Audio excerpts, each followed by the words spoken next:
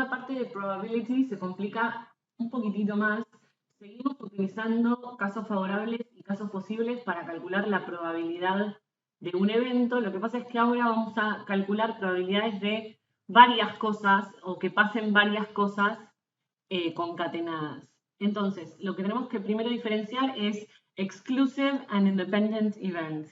Exclusive events, que son estos, son, acá les puse events that cannot happen at the same time. Por ejemplo, acá les puse selecting an even number y selecting number one. O sea, si ustedes tienen, por ejemplo, un mazo de cartas, yo puedo seleccionar un número par y al mismo tiempo seleccionar el 1. No, o sea, puedo calcular, sí, la probabilidad de sacar un even number or selecting number one. Entonces, los eventos exclusivos nos vamos a dar cuenta, los vamos a diferenciar porque tiene que pasar o una cosa o la otra, ¿sí? Es como cuando ustedes calculaban en la guía anterior la probabilidad de sacar una pelotita amarilla o una roja, ¿sí? O la probabilidad de sacar, no sé, cuando tiro los dados, la probabilidad de sacar 2 o 3.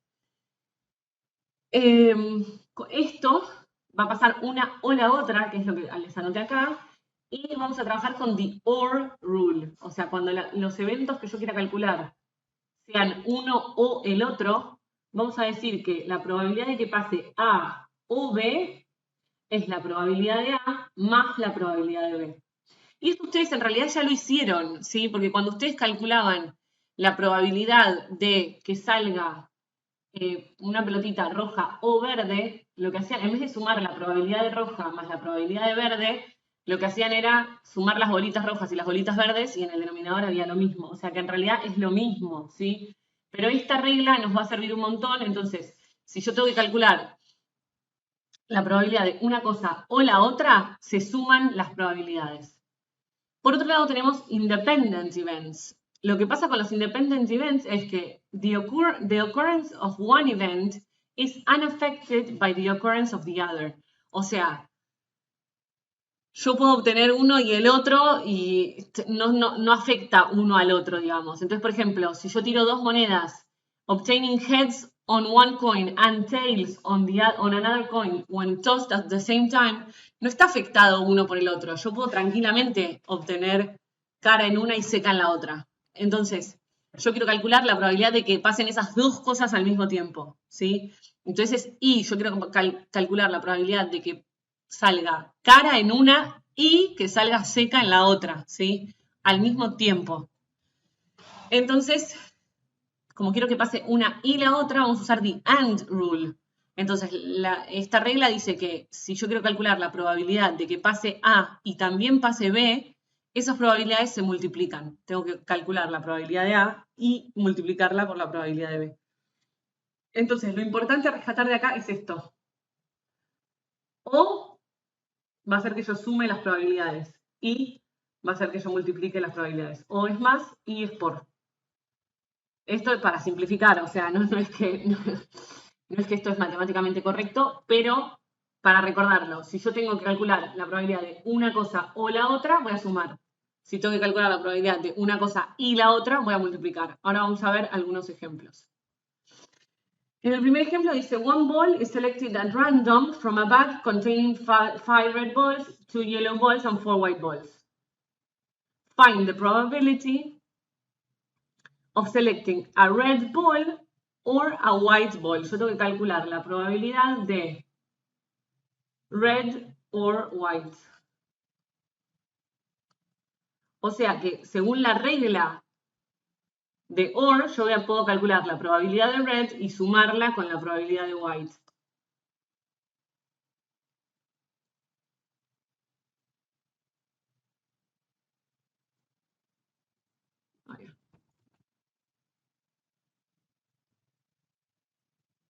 Entonces, la probabilidad de red es 5 sobre 5, 6, 7 y 4, 11. Y la probabilidad de white es 4, 11 también. O sea que la probabilidad de que salga una o la otra vendría a ser 9 sobre 11. En este caso es un ejemplo demasiado simple y en realidad ustedes también lo podrían haber calculado como hicieron en la guía 1, que en realidad lo que hicieron fue hubieran hecho 5 más 4, que son la cantidad de casos favorables, sobre el total de 11 casos posibles. Pero esto es un ejemplo para ilustrar que esta regla funciona, ¿sí? Y que la vamos a necesitar para otros casos en donde tengo por ahí un poquito más de complicación. En el ejemplo 2 dice, a fair coin is tossed and a fair die is rolled. Find the probability of obtaining head and a sex. ¿No? Entonces tengo que calcular la probabilidad de head and sex. Esto, la regla de and, me dice que tengo que calcular la probabilidad de head y multiplicarlo por la probabilidad de sex. O sea que vamos a hacer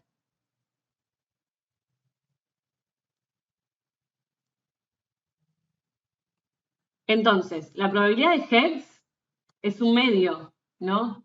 Porque tengo una moneda, hay dos opciones de posibles y una es la opción favorable.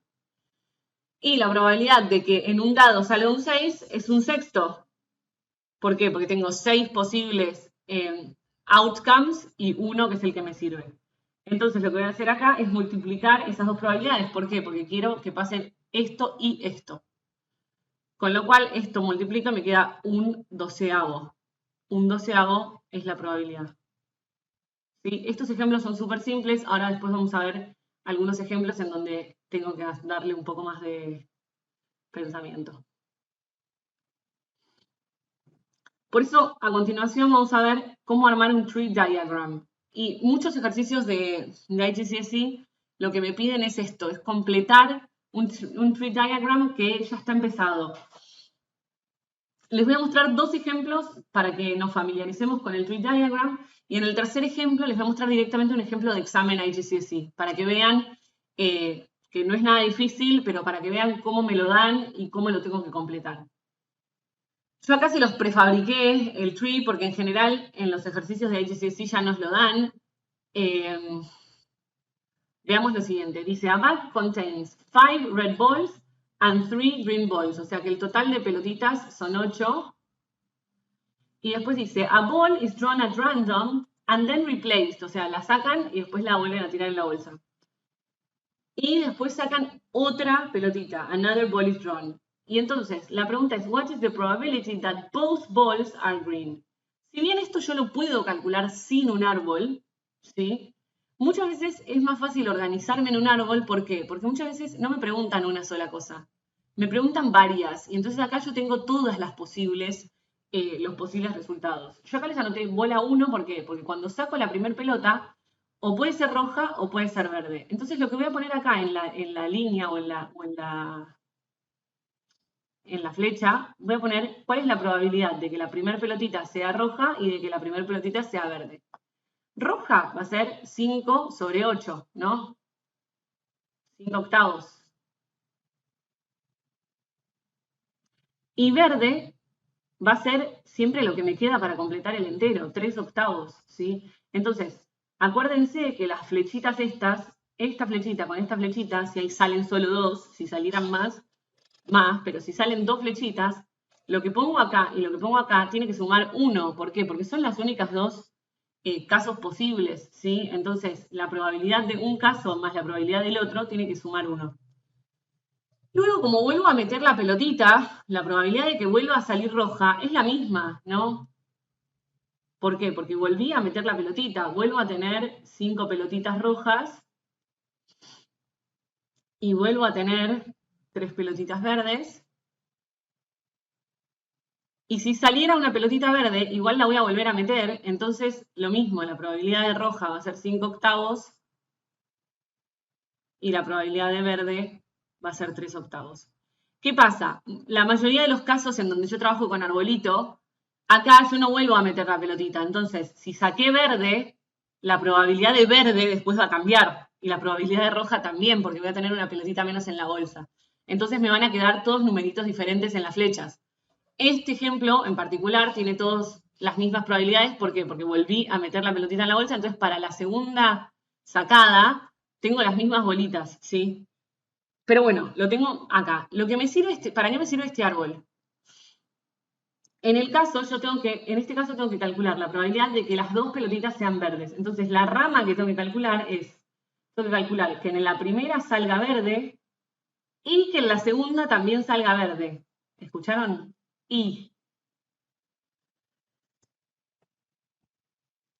Entonces, voy a calcular esto, ¿sí? Si a mí me preguntaran, ¿cuál es la probabilidad de que en la primera pelotita salga roja y la segunda salga verde? Y voy a calcular esta rama, ¿sí? Pero también me pueden preguntar, ¿cuál es la probabilidad de que salgan dos pelotitas del mismo color? Entonces, yo ahí tendría que calcular la probabilidad de roja y roja, o sea, si en la primera saco roja y en la segunda saco roja, o si en la primera saco verde y en la segunda saco verde. Entonces, ¿por qué es importante el árbol? En este caso no era tan necesario porque solamente me preguntan una cosa, pero lo que me sirve este árbol es para calcular todas las posibles combinaciones de varios eventos, ¿sí? ¿Por qué digo varios eventos? Porque acá saqué una pelotita, pero después volví a sacar una pelotita, ¿sí? Ahora vamos a ver en casos más complicados. Respondamos esto. What is the probability that both balls are green? O sea, tengo que calcular la probabilidad de esta ramita de acá. Y es verde y verde también. O sea que va a ser, la probabilidad va a ser igual a 3 octavos multiplicado por 3 octavos. O sea que la probabilidad va a ser 9,64. Veamos, bueno, acá les había puesto el cuadrito que proponía el libro, ¿sí? Es lo mismo que acabamos de hacer. Este es el first draw, o sea, la primera bolita que saco, el second draw, y acá les ponía las distintas ramas. En el asterisco estaba acá porque esta es la rama que yo quiero calcular. Veamos el segundo ejemplo. Es lo mismo, ¿no? Dice, a bag contains 5 red balls and 3 green balls, o sea que el total son 8. Dice, a ball is selected at random and not replaced. Y después, a second ball is selected. Y acá tenemos varias preguntas. Entonces, primero lo que voy a hacer es completar el árbol. ¿Por qué? Porque el árbol me va a decir todas las probabilidades, entonces después me va a solucionar. La probabilidad de roja en la primera bolita es fácil, porque es igual que en el ejercicio anterior, es 5 octavos. Y la probabilidad de verde en la primera bolita es igual que en el anterior, que es 3 octavos. Ahora, sigamos la rama de rojo. Si yo la primera bolita saqué roja, ahora el total de bolitas son 7, no son 8, porque ya saqué una. Y si saqué roja, las rojas van a ser 4. O sea que no voy a tener 5 sobre 7, sino 4 sobre 7. Y las verdes van a ser 3, pero 3 sobre 7. ¿Sí? Son las posibilidades. Entonces, la probabilidad de roja en la segunda bolita va a ser 4 séptimos y la probabilidad de verde va a ser 3 séptimos. En el caso de que yo saque verde, la probabilidad de roja va a ser 5 séptimos. ¿Por qué? Porque tengo 7 bolitas que me quedaron, pero 5 son rojas. Y la probabilidad de verde va a ser 2 séptimos. Con lo cual, tengo todos números distintos y tengo que ver ahora qué es lo que me pide calcular, ¿sí? Entonces, vamos a ver qué ramas me pide calcular. En el inciso A, dice que salgan 2 verdes, que es lo mismo que me preguntó en el anterior. ¿Qué pasa? Va a cambiar comparado con el anterior, porque para que salgan 2 verdes ahora, tengo que calcular, o sea, les voy a poner así, verde y verde. Voy a hacer 3 octavos. Como quiero que salgan las dos cosas al mismo tiempo, se multiplica, pero se multiplica por 2 séptimos. O sea que me queda 7 por 8, 56, y 3 por 2, 6. Y esto lo simplifico. Y después me pregunta en el B, one red ball and one green ball. O sea, no me dice que primero salga roja y que después salga verde, que salga una roja y una verde. Entonces acá tengo que tener en cuenta que las posibilidades son o que primero salga roja y después salga verde, o sea, esto y esto, o verde y roja. ¿Lo ven? Entonces tengo que calcular dos cosas, porque yo tengo que calcular la probabilidad de que salga roja y después verde, roja y después verde, o verde y después roja. Todo eso tengo que calcular. Entonces, cuando yo calcule roja y verde, se va a multiplicar. Cuando yo calcule verde y roja, se va a multiplicar. Pero esas dos se van a sumar.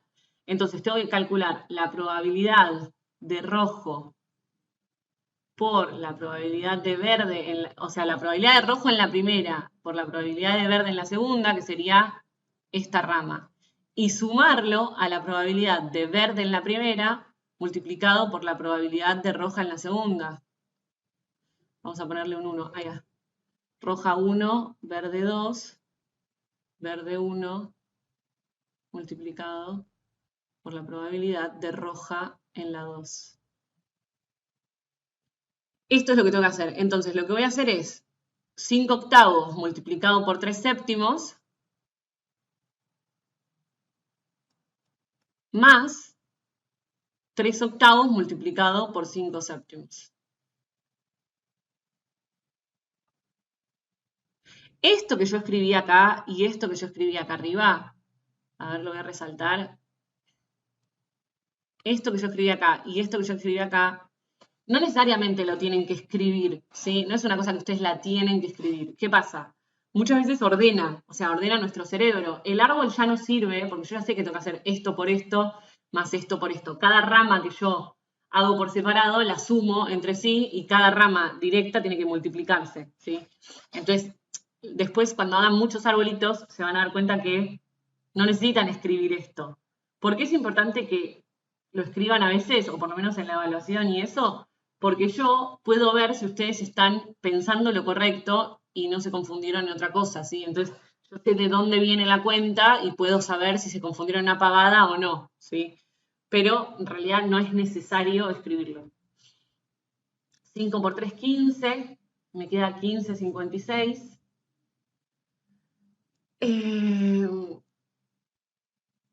Me queda 5 por 3, 15. Otra vez 56. O sea, 30, 56. Esto obviamente lo simplifico. Siempre que doy una respuesta, la doy simplificada. Esto me da 15, 28. Y en el caso del inciso anterior, que lo he hecho con azul, 6, 56. No, cualquier cosa. 6 es 3, 28. O sea, lo responden siempre simplificado. Con esto vemos que si bien la regla en el caso de, por ejemplo, que yo les había mostrado este ejemplo, no era necesario usar la regla de OR, porque lo podía calcular sin la regla, en estos casos donde yo tengo un árbol donde tengo varias cosas, y sí, necesito la regla, ¿sí? Porque voy a calcular una probabilidad de una rama, después la voy a sumar a otra rama, a veces tengo que sumarla a otra rama aún. Entonces, bueno, necesito saber que si es O va a ser sumado y si es I va a ser multiplicado. Vamos a ver ahora un ejemplo extraído de examen IGCSE directamente, que es típico, que a mí IGCSE me da algunas probabilidades ya puestas en el gráfico, a veces en fracción y a veces en decimal, y lo que yo tengo que hacer es completar. Vamos a ver cómo completo. Dice, Hannah is going to play one badminton match and one tennis match. The probability that she will win the badminton match is 9/10. Entonces acá me pusieron 9 décimos y me pusieron Hannah wins. Si 9 décimos es Hannah wins, ¿cuánto será para Hannah does not win? Does not win. Es lo que me falta para completar el entero, como cuando eran chiquitos. Me falta un décimo, ¿sí? ¿Por qué? Porque no, este más este tiene que sumar 1. Después me dice, the probability that she will win the tennis match is 2/5. Entonces, acá, gana el primero, gana el de badminton. 2/5 para que gane el de tenis. Para que pierda el de tenis va a ser 3/5. ¿Por qué? Porque es lo que le falta a 2/5 para completar 1. Y acá, en el de abajo, va a ser lo mismo. 2/5 para que gane y 3/5 para que pierda. Esas son las probabilidades. Acá, con esto que acabamos de hacer, ya hicimos el A, que es Complete the Probability Tree Diagram, ¿no? Ya lo completé. Perfecto. Ahora me va a preguntar algo que tengo que calcular, ¿sí? Pues no me va a solamente pedir completar el árbol porque esto es una pavada. Dice, work out the probability that Hannah will win both matches. Entonces tengo que hacer esta rama, win, win, ¿no? Esa rama es bastante fácil. Digo, bueno, 9 décimos multiplicado por 2/5. ¿Por qué? Porque tienen que pasar las dos cosas al mismo tiempo.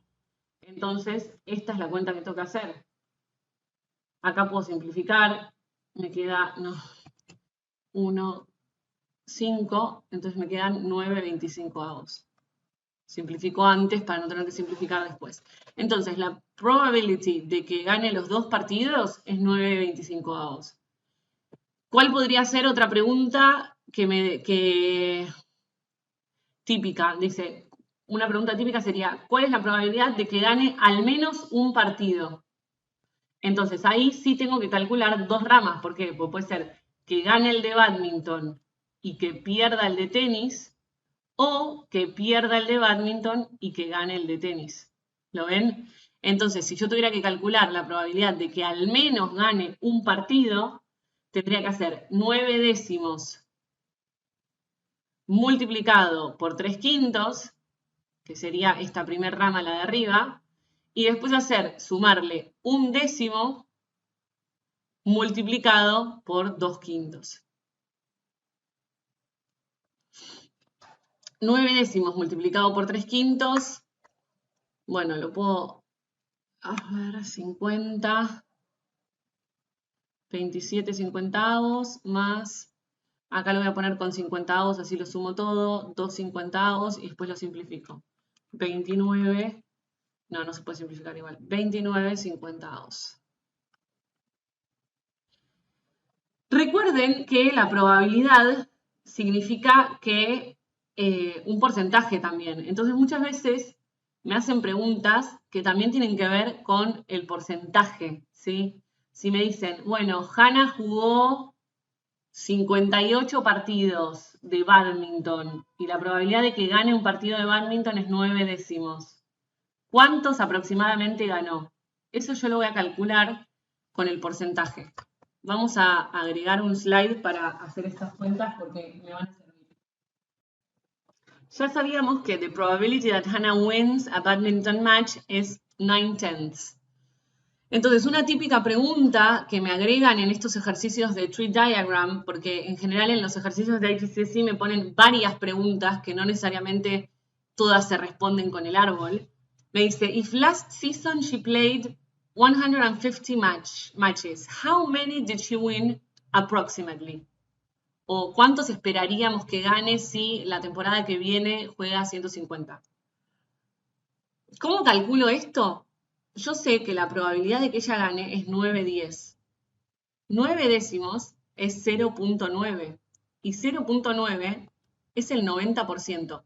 Entonces, se espera que si ella jugó 150 partidos, que haya ganado el 90%. Entonces, lo que voy a calcular directamente es el 90% de 150. Si se dan cuenta, este ejercicio no incluye nada particularmente de probabilidad, digamos. Solamente es como un problema de porcentajes encubierto. Entonces, lo que yo tengo que calcular es el 90% de 150 partidos. Esto lo calculan o con regla de 3 simple o con la calculadora 150 por 0.9. Y eso me va a dar 135. Entonces, se espera que Hannah haya ganado 135 partidos en la temporada pasada. Vamos a ver otro ejemplo parecido. Dice, the probability that the weather is fine on any day is 3/4. ¿Sí? Era un ejercicio, esto lo saqué de un ejercicio más largo, pero que, bueno, tenía un arbolito, que si llovía, entonces se llegaba tarde al colegio, si la temperatura, si la el clima estaba ok, entonces llegabas temprano al colegio, bueno, no sé, todas unas cosas así. Extraje este pedacito para que veamos el ejemplo, ¿no? Dice, the probability that the weather is fine is 3/4. Entonces, una de las preguntas era, in a school term of 60 days, find the number of days the weather is expected to be fine. Entonces, si hay 60 días y 3/4 de los días, 3/4 es la probabilidad de que esté bien, lo que yo calculo es 3/4 de 60. O 3/4 lo convierto en porcentaje, que me da 75%, y calculo el 75% de 60. Todo esto es lo mismo, ¿sí? La probabilidad de que, si me dice que el clima va a estar bien y la probabilidad es 3/4, significa que 3/4 del total de los días, la cantidad que sea, está lindo, ¿sí? Entonces calculo 3/4 de 60, que me da 45. Entonces, 45 días is expected to be fine, ¿sí? ¿Se entiende esto? Esto es como, bueno, lo agregué en el medio de los tree diagrams, pero son preguntas que son muy típicas y que en general no están explicadas en el libro, sino que el libro te las tira de un saque y muchas veces ustedes no saben por dónde arrancar. Pero eso es lo que significa la probabilidad en sí, ¿sí? Me está diciendo que si 3/4 es la probabilidad de que el día esté lindo, es porque 3/4 de los días van a estar lindos, ¿sí? Otra forma de que me provean información es en un Venn diagram. No es muy complicado, vamos a hacer solo este ejemplo y después van a tener algunos ejercicios para hacer. La verdad es que es bastante intuitivo. Un Venn diagram ustedes lo trabajaron en un montón de materias, en donde acá pongo, por ejemplo, ahora vamos a leer este ejemplo. Dice, a group of 30 cats were given 2 different types of food. 7 cats liked only food A. Estos son los 7 que están acá. Los 16 estos que están en el medio son los que les gustó A y les gustó B. Después, 5 solamente les gustó B y a 2 no les gustó ninguna de las dos cosas, ¿sí? Esta es toda la información que me da. Me dice, 7 cats only liked food A, 5 cats only liked food B, 16 cats liked both, por eso están en el medio, es donde se superpone A con B, y 2 liked neither, ¿sí? No les gustó ni el A ni el B.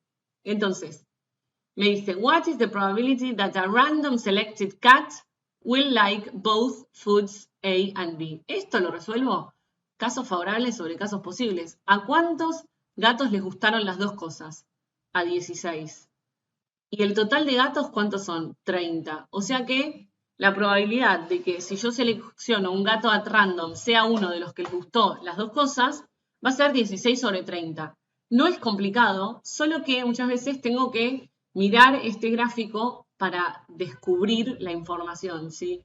Me complica por ahí el dibujito a la hora de descubrir la información. Fijémonos, dice, what is the probability that a random selected cat will like only food A?